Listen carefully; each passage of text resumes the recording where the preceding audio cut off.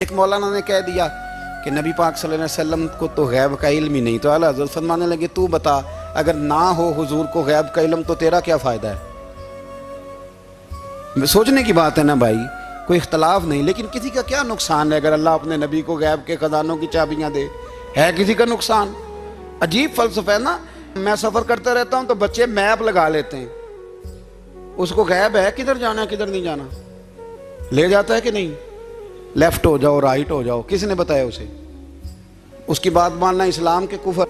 اللہ اکبر، الجھ گئی نا بات۔ پھر وہ بتاتا ہے کہ آپ 5 گھنٹے 4 منٹ میں فلان جگہ پہنچ جائیں گے، تو اتنی دیر میں بندہ پہنچ جاتا ہے اینڈ ٹائم پہ۔ تو یہ بات ماننا اسلام کے کفر۔ لیکن مجھے افسوس اس بات کا ہے کہ ڈاکٹر کا الٹرا ساؤنڈ ماننے والے، میپ کی باتیں ماننے والے، کل اتنے بجے بارش ہو جائے گی یہ ماننے والے، اگر کہا جائے کہ رسول پاک نے یہ غیب کی خبر دی ہے تو لوگ اڑ جاتے ہیں۔